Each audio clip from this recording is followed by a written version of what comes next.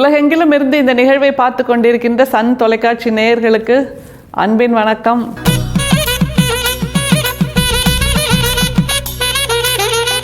வள்ளல் பெருமான் பாடல்களோடு, அவருடைய உரைநடையோடு, அவருடைய கடிதங்களோடு, அவருடைய திருமுகங்களோடு, அவருடைய விண்ணப்பங்களோடு, அவருடைய சித்தாந்தங்களோடு நாம் பயணிக்கிறோம் என்பது நமது பெரும் பேறு என்று நிச்சயமாக சொல்லலாம்.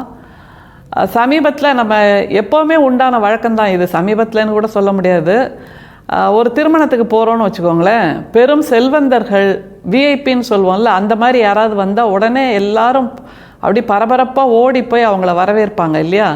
செல்வந்தர்களுக்கு உண்டான வரவேற்பு என்பதே தனி. ஆனால் நம்முடைய வள்ளல் பெருமான் என்ன தெரியுமா சொல்கிறாரு? செல்வத்தை முக்கியமாக கருதுகின்றவர்கள் செல்வத்துக்கு மதிப்பளிப்போரின் பக்கத்தில் உட்கார்ந்து உண்ணவும் பருகவும் என் மனம் ஒப்புவதில்லை அப்படிங்கிறாரு. அதாவது பணக்காரங்க, செல்வந்தர்கள் இவங்க யாராவது வந்துட்டா அவங்க பக்கத்தில் போய் உட்கார்ந்து சாப்பிட்றதுக்கோ தண்ணி குடிக்கிறதுக்கோ கூட என் மனசு ஒப்புவதில்லை அப்படின்னு சொல்கிறார். அந்த அளவுக்கு எளிய மனம் படைத்தவர் நம்முடைய வள்ளல் பெருமான். அதில் மிக முக்கியம் என்னென்னா, அவருக்கு ரசவாத வித்தை நல்லா தெரியும். அதாவது இரும்பை பொன்னாக்குகின்ற அந்த வித்தை. அப்போ அந்த ஊரில் தேவ நாயகம் அப்படிங்கிற ஒரு அன்பர், அவருக்கு இந்த ரசவாத வித்தை கற்றுக்கணும் அப்படின்னு ஒரு ஆசை.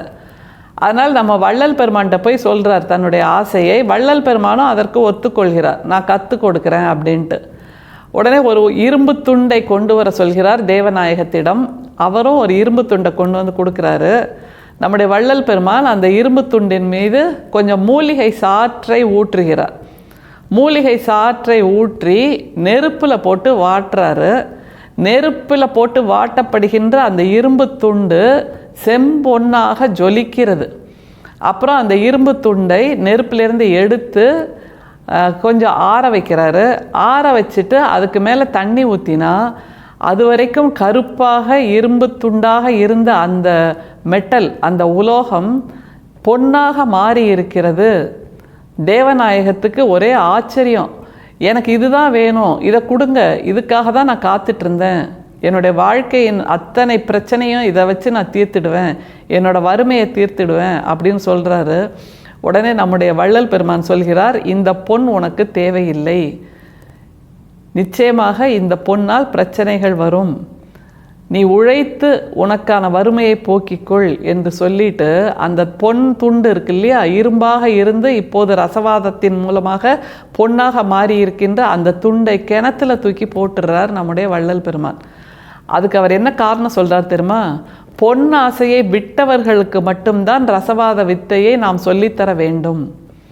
அப்படி பொன்னாசையை விட்டவர்களால் தான் அந்த பொன்னின் மீது ஆசை இல்லாமல் இருக்க முடியும். அதனால் இரும்பை பொன்னாக மாற்றுகின்ற வித்தையை அவர்கள் கற்றுக்கொண்டாலும் அவர்கள் பேராசைப்பட மாட்டார்கள், ஆசையின்பால் மாட்டிக்கொள்ள மாட்டார்கள். அப்படி இல்லை என்றால் அது நிச்சயமாக நஷ்டத்தில் கொண்டு போய் விடும் என்று தேவநாயகத்துக்கு அறிவுரை சொல்கிறார் என்றால், அதனால்தான் அவர் சொல்லியிருக்காரு, செல்வத்தை மதிப்பவர்களின் பக்கத்தில் உட்கார்ந்து உண்ணவோ பருகவோ என் மனம் ஒப்புவதில்லை அப்படின்னு.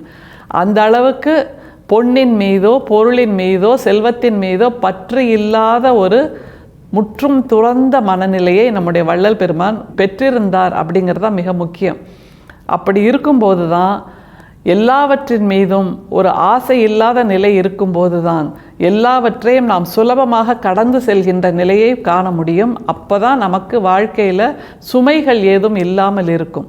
எனவே ரசவாத வித்தை தெரிந்திருந்தாலும் அதை வைத்து எந்த விதமான கண்கட்டு வித்தையும் செய்யாதவர் நம்முடைய வள்ளல் பெருமான் அப்படிங்கிறத அவருடைய வாழ்க்கையில் பல ரசவாத வித்தைகள் சம்பவங்கள் நமக்கு உணர்த்தி கொண்டே இருக்கிறது.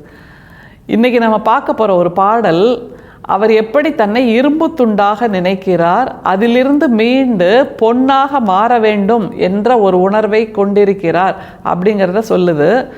உண்மையிலேயே ரசவாத வித்தைங்கிறது இதுதான். இரும்பை தங்கமாக பொன்னாக மாற்றுவது என்பது அந்த உலோகத்தை மாற்றுவது அல்ல. நம்முடைய மனசு துருப்பிடிச்சு போய் கிடக்கு, நம்முடைய மனசு இரும்பாக கிடக்குது, நம்முடைய மனசு அப்படியே தொட்டா பொல பொலன்னு உதிர்ந்து போகிற மாதிரி எல்லா விதமான அழுக்குகளாலும் நிறைந்திருக்கு. அந்த அழுக்குகளை நீக்கி ஆசை இல்லாத நெருப்பில் போட்டு வாட்டி அந்த இரும்பை பொன்னாக மாற்றுவது தான் உண்மையிலேயே ரசவாத வித்தை என்று வள்ளல் பெருமான் சொல்லித்தரார். அந்த பாட்டை பாருங்க. வனம் போய் வருவது போலே வன் செல்வர் மனையிடத்தே தினம் போய் வரும் இச்சிறியேன் சிறுமை செயலது போய் தினம் போய் கொடும் பகை காமமும் போய் நின் திறன் நிகழ்த்தா இனம் போய் கொடிய மனம் போய் இருப்பது என்று என்னரசே. திருவருண் முறையீடு என்று 3ஆம் திருமுறையில் இருக்கக்கூடிய ஒரு பாடல். இதில் அவர் போய் போய் போயின்னு அடுக்கிறார்ல, இதுதான் ரசவாத வித்தை. அந்த போக வேண்டிய அந்த பட்டியல் இருக்குல்ல, அதுதான் துருப்பிடித்திருக்கின்ற மனசு. இது எல்லாம் போயாச்சு அப்படின்னா, அந்த நன்னருள் கிடைச்சிடுச்சுன்னா அதுதான் பொன் போல ஜொலிக்கக்கூடிய ஒரு நிலை அப்படிங்கிறது தான் நம்ம ரசவாத வித்தைங்கிற வார்த்தையிலேருந்து தெரிஞ்சுக்கணும். உடனே இரும்பெல்லாம், உலகத்தில் இருக்கிற இரும்பெல்லாம் கொண்டு வாங்கப்பா, நான் அதை தங்கமாக மாற்றி காமிக்கிறேன். இல்லை, இரும்பு என்பது வெளியில் இருக்கின்ற உலோகத்தை சொல்லவில்லை நம்முடைய வள்ளல் பெருமான். அப்படி சொன்னால் அவர் சாதாரண வியாபாரி இல்லையா? அப்படி இல்லை, அவர் ஞானி. எனவே இரும்பை மனசுக்குள் பார்க்கிறார். துருப்பிடித்து போன மனசுக்குள் இரும்பாக இருக்கிறது. துருப்பிடித்து போன இரும்பு தான் மனசாக இருக்கிறது. அதிலிருந்து பல விஷயங்களை போய் போய் போய் நாம் சுத்தம் செய்தால் அங்கே பொன்னாக மிளிரும் என்று சொல்லித் தருகிறார். அந்த பாடலை திரும்ப பாருங்க. வனம் போய் வருவது போலே வன் செல்வர் மனையிடத்தே தினம் போய் வரும் இச்சிறியேன். அதாவது காட்டுக்கு தினமும் போயிட்டு வந்தால் எப்படி இருக்கும்? ஏன் வனம் போயின்னு சொல்கிறாரு? காடு என்பது பெரும் செல்வங்களின் அடையாளம்.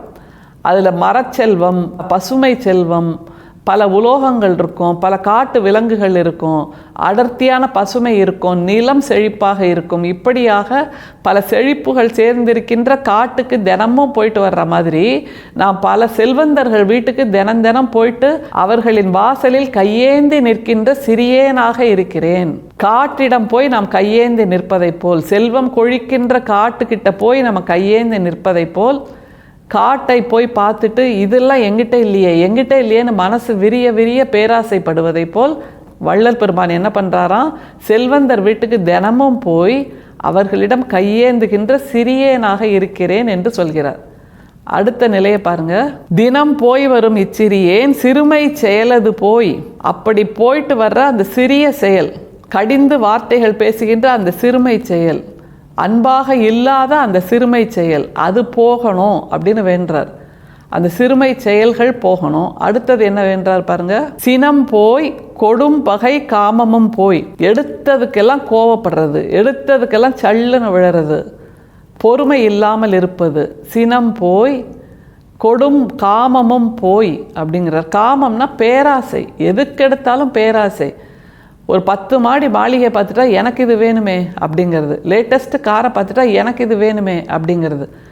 ஆசைப்படுவதில் தவறில்லை, பேராசைப்படுவது தவறுங்கிறது புரியாமல் எல்லாத்துக்கும் ஆசைப்பட்டுட்டு இருக்கிற அந்த நிலை போக வேண்டும். அதனால் அந்த காமங்கிறது உச்சபட்ச ஆசை, பேராசை, அது போகணும் அப்படிங்கிறாரு.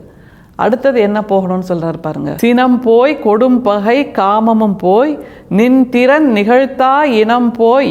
நின் திறன் நிகழ்த்தா இனம் போய். உன்னுடைய பெருமையை சொல்லாத அந்த இனத்தவர்கள், உன்னுடைய அருமையை உணராத அந்த இனத்தவர்கள், அதாவது இந்த வாழ்க்கையின் அருமையை உணராத அந்த இனத்தவர்கள், வாழ்க்கையை வெற்று வாழ்க்கையாக வெற்று சுவாசமாக வாழ்ந்து கழிப்பவர்களுடைய இனத்திற்கு போய் அப்படிங்கிறாரு. அப்படின்னா வெறுமே மூச்சு விடுவதற்கு இல்லை இந்த வாழ்க்கைங்கிற புரிதல் நம்முடைய வள்ளல் பெருமானுக்கு இருக்குது. அதனால தான் அவர் இரும்பாக இருக்கின்ற தன் மனசை பொன்னாக மாற்ற வேண்டும் என்று இத்தனை போய் சொல்லிகிட்டே இருக்கார். எப்படி மாற்றணும்னு சொல்கிறார் பாருங்க. நின் திறன் நிகழ்த்தா இனம் போய் கொடிய மனம் போய். அவங்களோட சேர்ந்து இருக்கிறதே கொடிய மனசு இருந்தால் தான் சேர்ந்து இருக்க முடியும். எனக்கு அந்த கொடிய மனசு வேண்டாம் அப்படிங்கிறார் தெளிவாக. அந்த மாதிரி வாழ்க்கையை வெற்று வாழ்க்கையாக வாழ்கின்ற அந்த மனசு இல்லாதவர்களிடம் நான் போய் சேர வேண்டும். மூச்சுக்கு அர்த்தம் கொடுக்க வேண்டும், சுவாசத்துக்கு அர்த்தம் கொடுக்க வேண்டும். அந்த அர்த்தம் எதனால் வர வேண்டும் என்றால் சுவாசத்தில் ஈரம் இருக்க வேண்டும், சொல்கின்ற வார்த்தையில் ஈரம் இருக்க வேண்டும், அன்புதான் இறை என்கின்ற புரிதல் இருக்க வேண்டும், அன்பே சிவம் என்கின்ற அந்த புரிதல் இருந்தால் அந்த வாழ்க்கை தான் எனக்கான பொன்னான வாழ்க்கை என்று நம்முடைய வள்ளல் பெருமான் சொல்றார். எப்படி நிறைவு செய்கிறார் பாருங்க. நின் திறன் நிகழ்த்தா இனம் போய் கொடிய மனம் போய் இருப்பது என்று என்னரசே. இதெல்லாம் போய் நான் என்னைக்கு இருக்க போகிறேன், இருப்பது என்று என்னைக்கு அப்படிங்கிறாரு. ரசவாத வித்தையை உலோகத்தின் மீது செய்வதை விட நம்முடைய மனசின் மீது செய்து கொள்வதைத்தான் நம்முடைய வள்ளல் பெருமான் நமக்கு கற்றுத்தருகிறார். செய்ய துவங்குவோம். நாம் அத்தனை பேரும் ரசவாத கலையை கற்றுக்கொள்வோம். வேற ஒன்றும் செய்ய வேண்டாம்.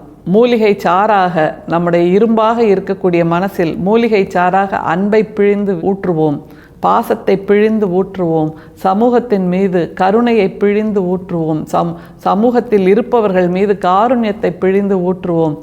பசிப்பினி என்று வருபவர்களுக்கு ஓர் உருண்டை சோற்றை அள்ளி வைப்போம். கண்ணீரோடு வருபவர்களுக்கு அந்த கண்ணீரை துடைக்கின்ற கரமாக நாம் இருப்போம். அப்படி செய்தால் நாமும் ரசவாத வித்தையில் வல்லவர்கள், ரசவாத வித்தை கலைஞர்கள், இரும்பை பொன்னாக்குகின்ற கலைஞர்கள் நம்முடைய வள்ளலாரை போல் நிச்சயமாக மாற்றி காட்டுவோம். அருட்பெரும் சோதி, அருட்பெரும் சோதி, தனிப்பெரும் கருணை, அருட்பெரும் சோதி. மீண்டும் சந்திப்போம். நன்றி, வணக்கம்.